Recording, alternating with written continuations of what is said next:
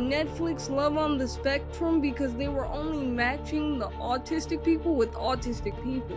And that's just not how the world works. Ladies and gentlemen, coming to you from somewhere in New Zealand, it's the Dave Benson Show with your host, Dave Benson. Hey, wow, there's a big crowd in here today. Hey, Tom, how are you going? Yep, you got the camera working okay? Nice. Thank you, everyone. Thank you for being here. Thank you for watching. Thank you for joining us on the Dave Benson Show, the #1 independent talk show on the planet. Although, saying that, feels like your options are getting slimmer and slimmer for anyone who's wanting to watch a talk show. I mean, I can't believe this week they cancelled Jimmy Kimmel, hot on the heels of Colbert's exit, and now I'm also hearing whispers that Fallon and Myers are in the crosshairs too.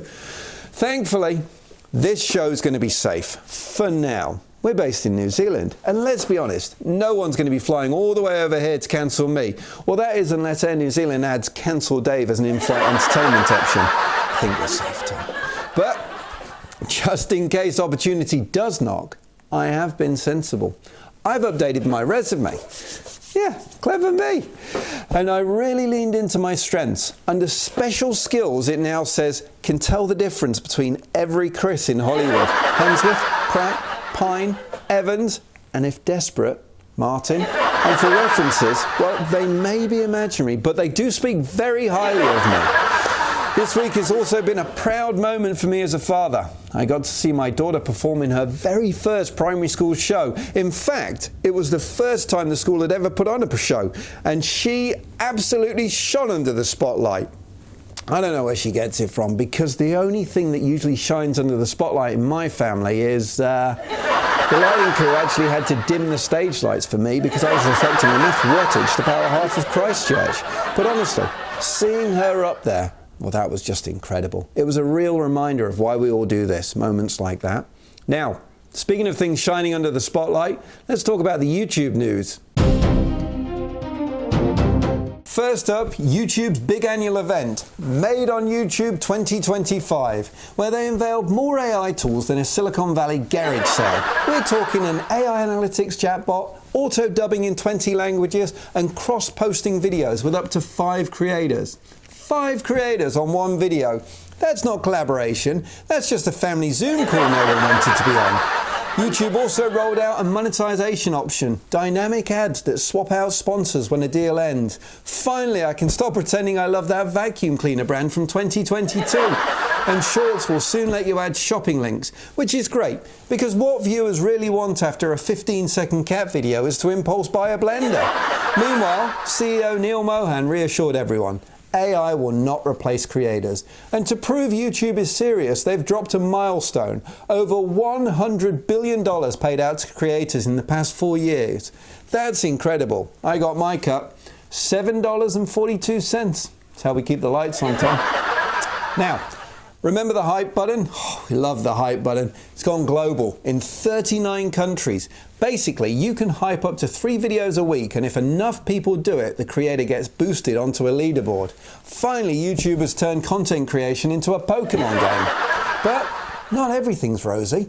Creators have been reporting massive view drops since August. Turns out YouTube quietly added AI-based age restrictions, which explains why half my viewers vanished last week. Apparently, my bald head is inappropriate for minors. Let's have a look at the podcast news. So Audio Boom announced they paid out over $325 million to podcasters, which is fantastic news for podcasters everywhere. Except me. I'm still waiting for Audio Boom to notice I exist. Apple is testing new podcast super chapters. Basically, it's chapters with images, links, and updates after publishing, which is nice because now you can skip straight past the boring bits, like me talking about how to make couscous, and get right to the part where I forget my guest's name. Happens more than you think. And finally, Amazon has restructured Wondery. They're laying off staff and shifting to a creator-led video-forward podcast. In other words, podcasts are becoming YouTube shows, while YouTube shows are becoming podcasts. At this rate, we're all going to end up watching each other on a Zoom call and calling it content. All right, that's enough of the news. Time to bring out someone who's doing extraordinary things. She's an author with a disability, a storyteller, and a person with an amazing sense of humour. Tom, let's start the show. I said I wanna see the day Dave Benson Show, and I can't stop and never gonna let it go. I said I wanna see the Dave Benson Show, and I can't stop and never gonna let it go. She's a best-selling author, disability rights advocate, and radio host who uses her voice to empower and educate. On her official website, she welcomes visitors to Stomping on cerebral palsy, making it clear she owns her story. Born with cerebral palsy, she published her first book at just 16, became vice president of Living on Cerebral Palsy, and hosts the long-running Stomping on CP Radio with DJ Ty, while preparing for her new country music show. She writes novels, children's books, and advocacy guides, and mentors young women to embrace their inner power. Her mission is simple: stomp on stigma, open doors for the next generation, and speak up about mental health, education, and representation. Please welcome Tylia Flores. Tylia! Hey, thanks for having me. What an awesome introduction. You got it. You got it. You totally got it. I'm stoked to be here. Thanks for having me. Oh, it's an absolute pleasure. You are a hero. You are a legend who is standing up for others. I am truly inspired by your story. The second I saw your story, I was like, wow, that's impressive. Thank you. Thank you. Oh. So you published your first book at just 16 years old. Yep, I was just 16 years old. I was a young teenage girl, and at the time that I wrote James Ticking Time Bomb, I went through a tragedy. I lost my best friend Daniel to brain cancer. Oh my gosh. So that was the whole inspiration for me starting to write. And after I published James Ticking Time Bomb, I said, wow, this helped me grieve, and now I'm going to use it to empower other people with disabilities. And in a way, it allowed me to accept my disability. That must have been quite an emotional roller coaster to go through losing a best friend, but then be able to pour it out in a book. Was that quite, did it help you get through it, do you think, more than anything else, being able to express? Oh yeah, most definitely, because I tried several things. I tried acting, I've tried baseball, I tried soccer, and those just didn't work for me. But it was just something when I went behind the keyboard and I started writing the first sentence. I remember coming home from Barnes & Noble with my stepdad, and I said, you know what, I'm gonna write a book. And I wrote the first sentence to James. Hey, see that kid over there? And my mom read the introduction. She's like, this is great. If you keep writing it, me and your dad, we will publish it. And that's how it was, and the rest is history. And for those who aren't aware, and there may be a few out there, do you want to explain exactly what cerebral palsy is and what that means? Okay, so cerebral palsy is a neurological condition that a baby can get due to premature birth or birth defect or etc. or wrong for birth. My mom had me only at 3 pounds 2 ounces. The doctors told her she's not gonna make it past 24 hours, and that was 30 years ago. And at 2 years old, they basically told my mom, yes, your daughter has cerebral palsy. Don't expect her to walk, don't expect her to talk, just don't expect her to do much, because she's basically gonna live her life as a vegetable. But I proved them wrong. So wow. That was 2 years ago. Good on you, cheapers. And what was it? Was there a determination in you that said, no, I want to do this. I'm passionate, and I'm going to embrace life, or was there something else that drove you? Well, it was that, and also the determination and passion that my mother had towards me growing up. I love her, and I thank her for this. She was a strict mama cub. Like, I was never allowed to say the word I can't. I was always in regular classes. I was barely in special ed. I was always involved in doing things with other kids that weren't disabled, and that gave me the determination that I wanted to be something than what society had to say about me and my diagnosis. And how was it growing up with other kids? Did you find them pretty mean, or were they accepting? It's a mixed bag depending on where you go to school, right? Some were accepting and some weren't, but that's just typical. And now all the kids that used to bully me, they all read my books. That's awesome.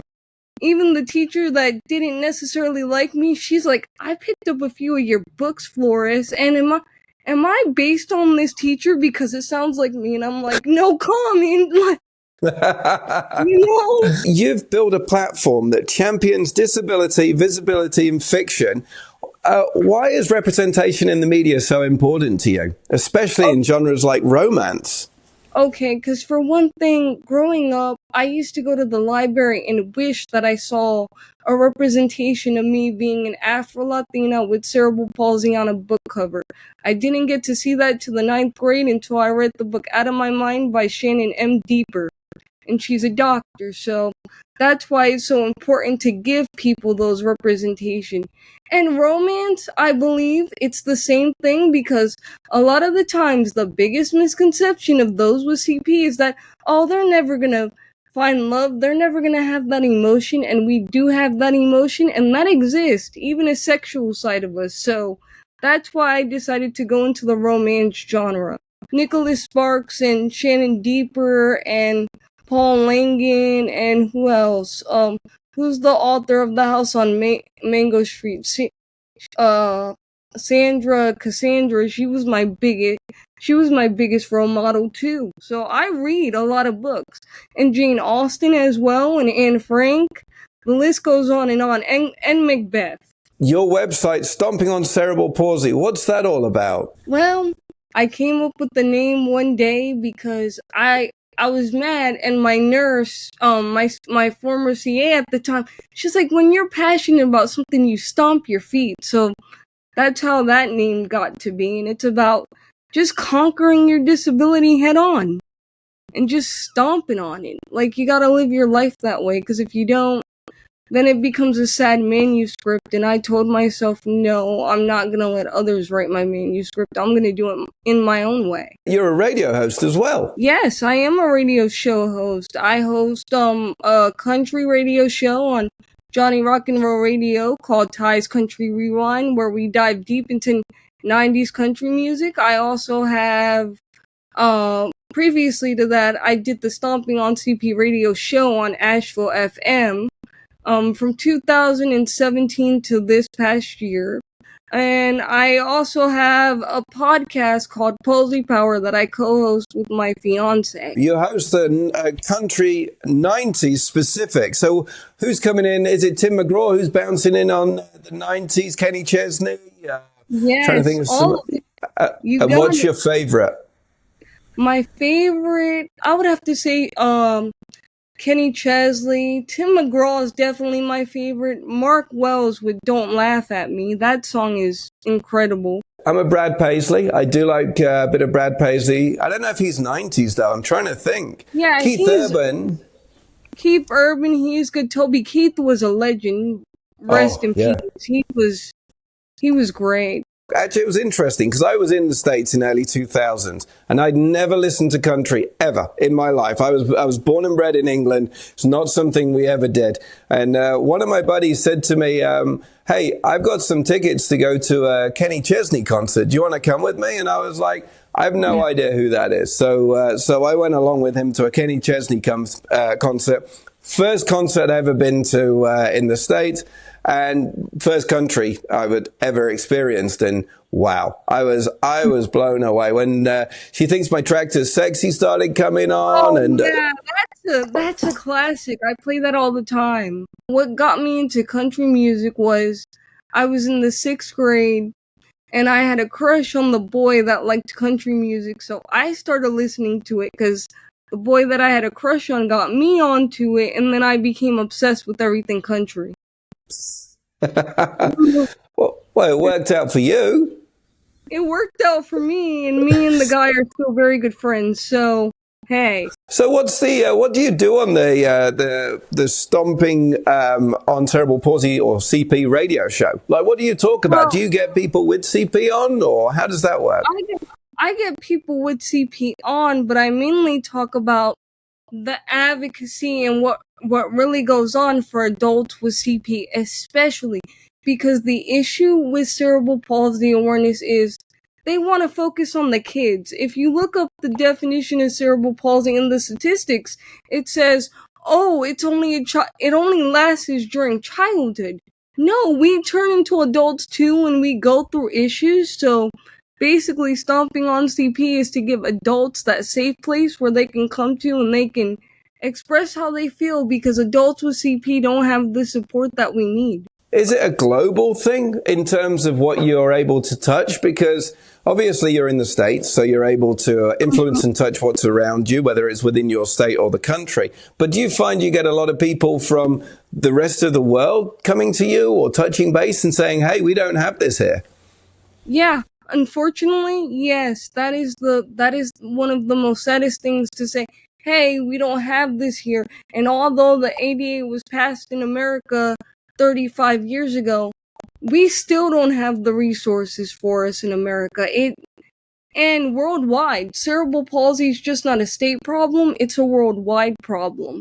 As far as getting funding for adults, getting doctors that specialize in adults. Like in February, I just had a major surgery done on my left arm because I wasn't able to open and close it. And I don't know if you could see this here, but in February they did this whole surgery to release my hamstrings. Ouch. And it took me a long time to find a doctor that was willing to see me, because I had aged out of the system and no doctor wanted to deal with my case. You know, and originally I was just going to see this doctor for my hip, but he offered me the blessing of me getting the hamstring release surgery on my arm. But that was even an issue because he's a kid's doctor. He's only seeing me because I had gone to so many specialists and none of them were willing to help me. And Dr. Fran was the only one at Arnold Palmer Hospital. He was the only one next to Dr. Jacob Cox that was willing to help me and really care. Wow. Other people would turn me away at the door. They wouldn't even look at me. Well, we give a shout out to those doctors. They're legends. Yeah. You know, and it was like, for a while, there was times where I would go, like, there's still times where I go to the doctors now, and I'm happy, but I'm hysterical. I'm like in a sad place, because it's like, why did I have to fight for this so long, and why can't this be given to everybody? Like no person with cerebral palsy that's an adult should have to suffer and go through the struggles that we go through for medical needs, because it's not our fault.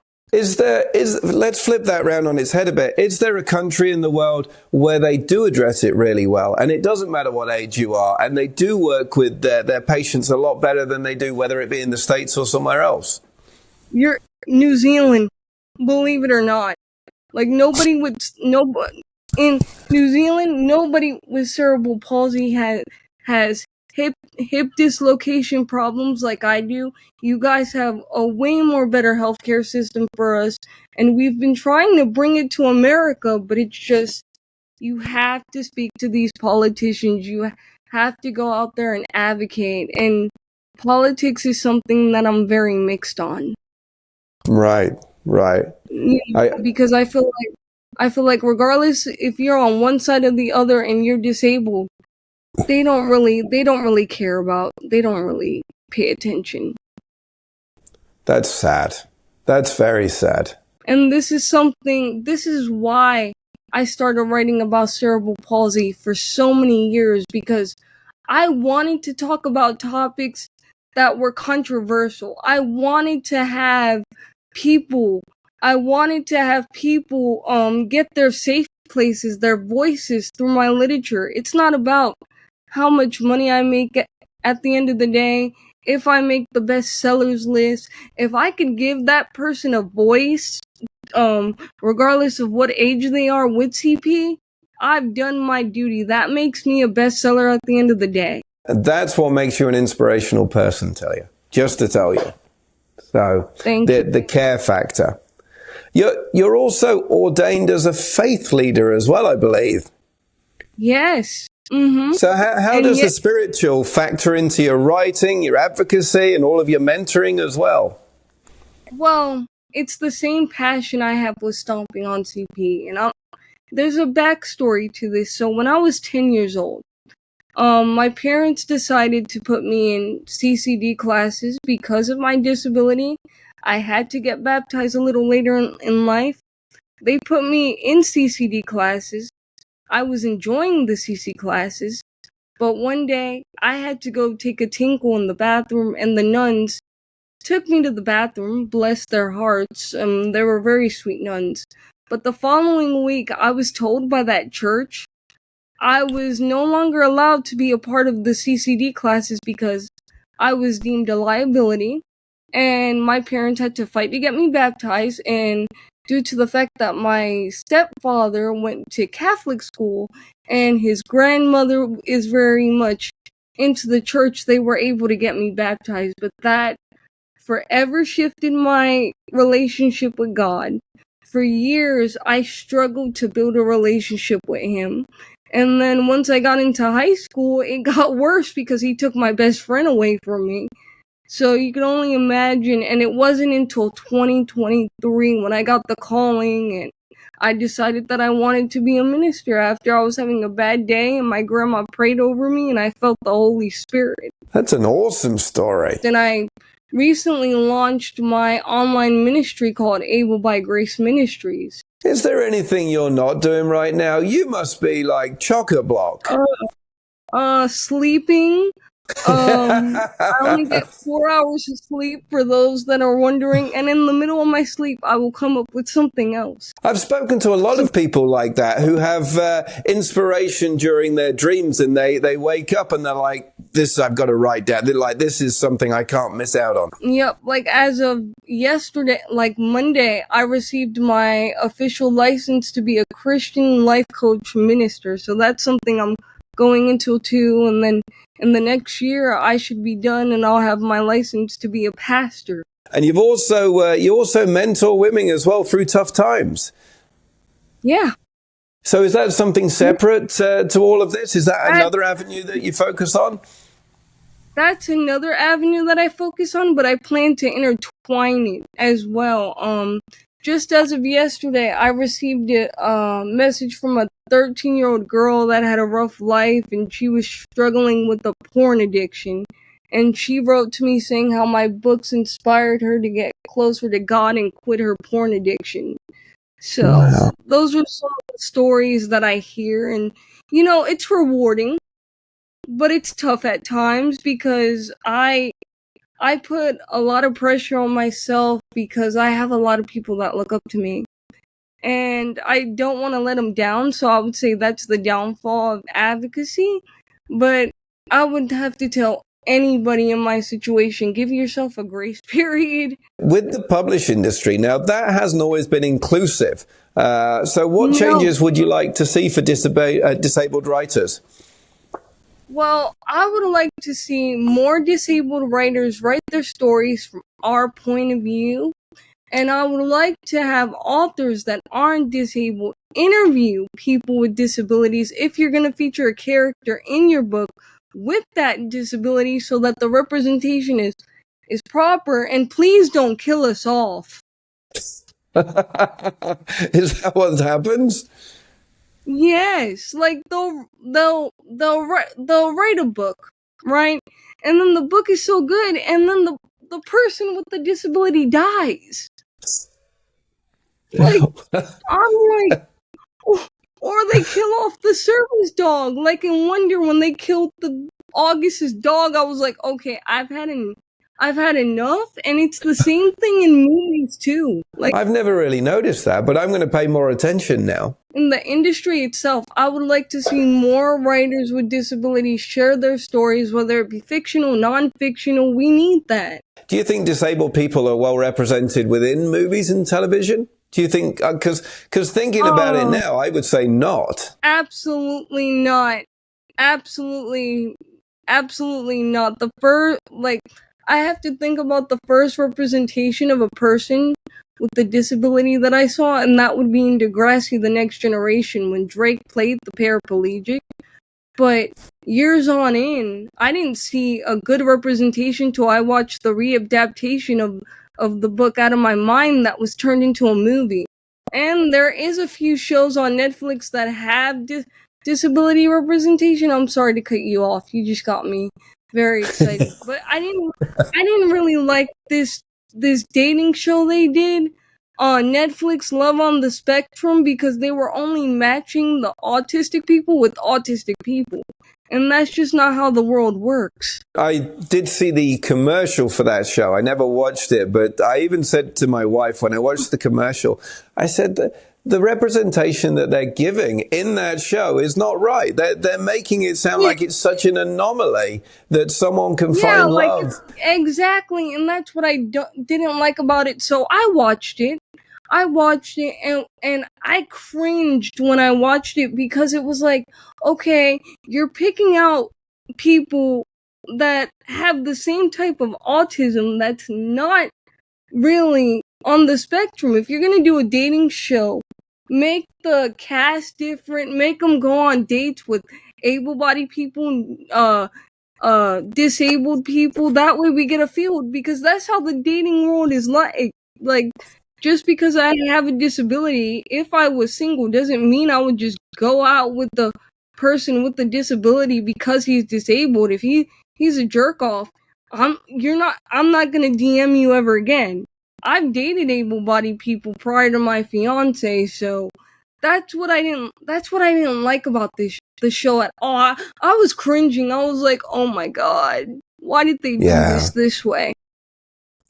I guarantee the people who made that show were not disabled in any way. I think they did it when they started it. I think they did it with a good approach, but they're like, we want to talk about spectrum, we want to talk about diversity, but where's the diversity? You're just putting a bunch of people with autism together and you're matching them, and some of them, they were babied by their parents.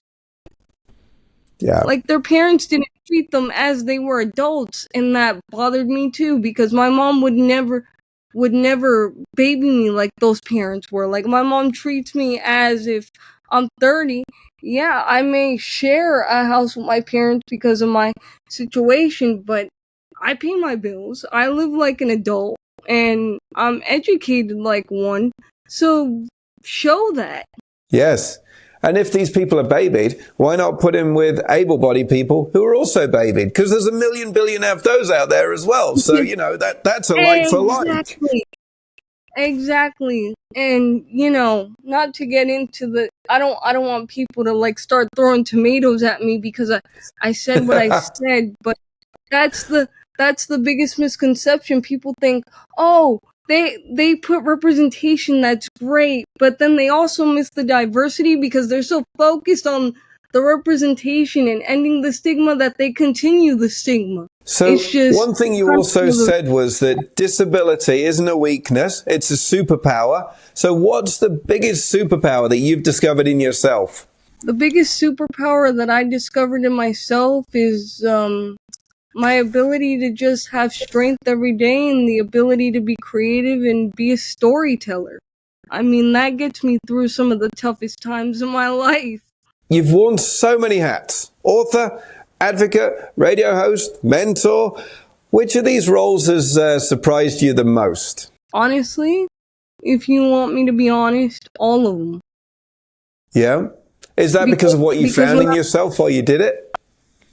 Yes, and because as a kid, I always told myself I was going to go to Harvard and be a lawyer. Nice. What happened there? Did you change your mind? Oh, my parents went through a lawsuit, and I saw how stressed out the lawyers were, and I said, nuh-uh, this isn't for me, and it could drag out for years. Advocacy could be stressful at times because you hear so many stories, but yet you're so inspired by most of them. But what you're doing is you're making a change, whether it be small or growing. And from what I could see, that would just only empower you even more to keep going. Yeah, I completely agree with you, but you could go ahead and continue. I'm sorry, I also have ADHD also, so when people interview me, I'm like all over the place sometimes. So don't you dare apologize. You are amazing. How about we do the fast fire questions? Are you up for some fast fire questions, Tylia? Yeah, I'm up for it. Let's do it. We've already discussed this, but favorite country song? Favorite country song would have to be Don't Laugh at Me by Mark Wells. One word mantra that keeps you going. One world mentor that keeps me going, my mom. Nice. Morning routine, coffee or water first? Oh, orange juice or soda, but it has to be orange creamsicle Coca-Cola. Favorite character in your own writing? Oh, that's so hard. I have so many. I would have to go.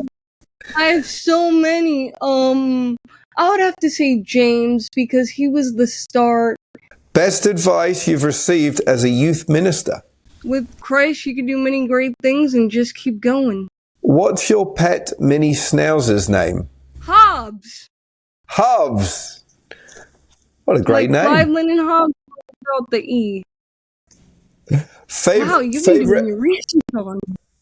This is fun. We've got a research team, so I take no credit for this. Favorite snack? Oh. Favorite snack? Oh, Lay's Dills Pickle Chips. I do like those potato chips. First celeb you interviewed on your podcast? First celebrity that I interviewed would be Jim Jenkins.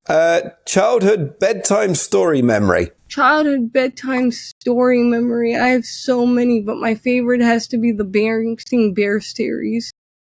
I don't know that one. Berenstain Bears, the family with the Cubs and Mama, Papa, sister, and brother. Berenstain Bears. I shall look it up. Right now, I'm going to put it on the screen here because I've never heard of it. So, maybe it's just in America? Maybe, but they're from the same creators that wrote Dr. Seuss, and they're in that same family. And my favorite bedtime story also as a kid was How He Helps Himself.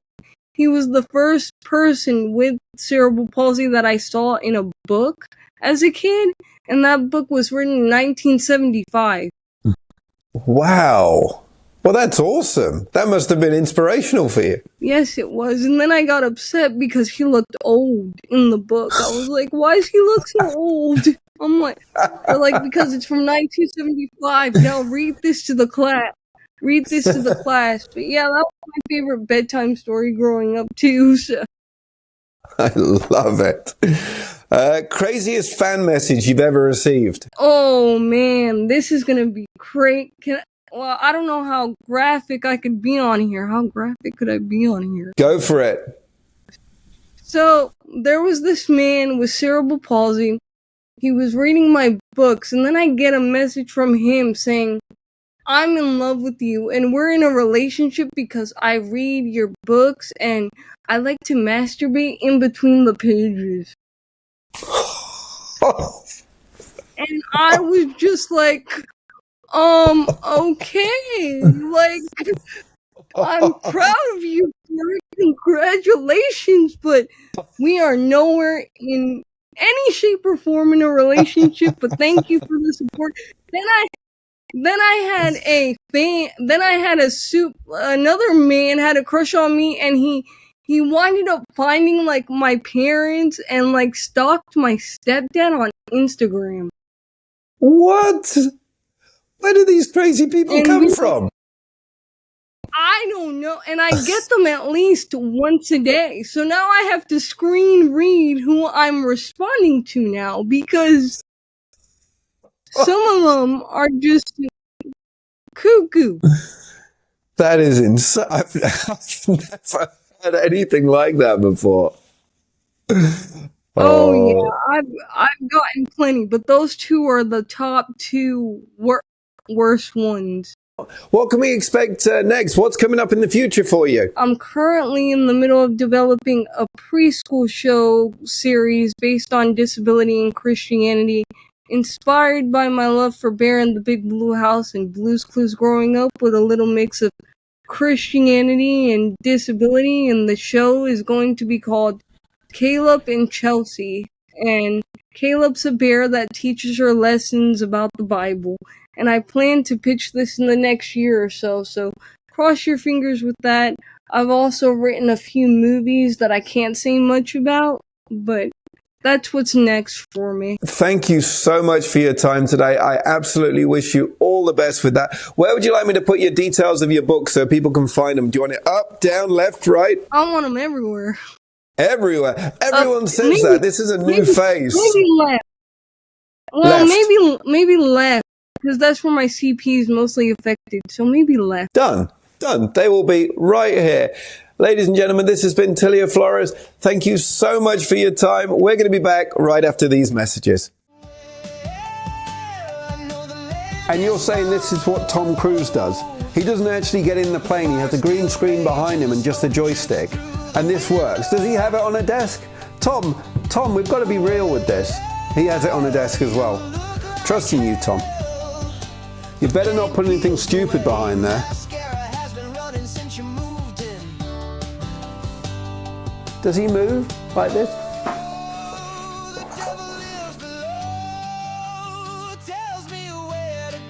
Feeling it now, Tom. I feel the need. The need for